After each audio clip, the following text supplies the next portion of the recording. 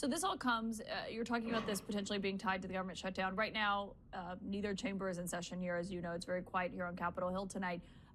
What we've seen, though, from the White House is not silence. They are actually, using all of their government websites to say this is Democrats pushing this shutdown. I think we can show you some of those websites showing these messages, blaming Democrats for this shutdown, HUD, DOJ, State Department, Agriculture.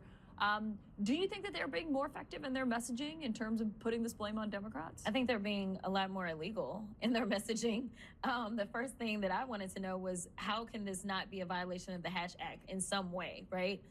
Because we are not allowed to politic on official sites, period, right? And that's what they're doing. They literally change official government websites to put out their propaganda. Instead of just saying we're currently in a shutdown, you decided to play partisan politics on an official website. And I guess there is no limit to what they won't do, because they do the exact same thing when we walk into committee.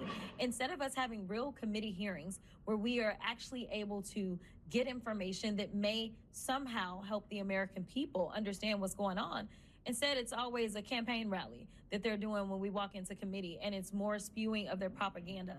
So I don't think that they're being more effective. I think that they are being more illegal in the ways that they're going about making sure that they can push out the information. I think that the American people are smart. As I was sitting here waiting to come on, I was going through my email, and almost at the top of my email was an email from a federal worker that said, "Keep up the great work. We will be okay. This is too important." So even in this moment, we are getting emails, or at least I am, from federal workers that understand the sacrifice that is happening right now. But this idea that, the retribution is going to be that since the government is shut down, then we're going to call in his henchman, Russell Vought, so that he can go and do what he's been doing. But he's been doing that with no permission. We've had to go to court, I don't know how many times, to say, no, you were wrong. You can't fire those people. So what difference does it make? They have consistently violated the law, whether it was statute or whether it was the Constitution.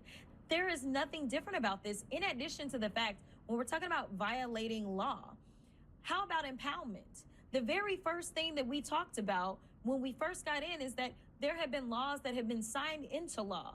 And what did they do? They sent in Elon Musk, and he started illegally just deciding he wasn't going to send out certain dollars today that people are still missing, that we had appropriated. So what assurances do we have if we entered into an agreement with these Republicans that they wouldn't go back on their word and just say, oh yeah, we'll sign off on a rescissions package?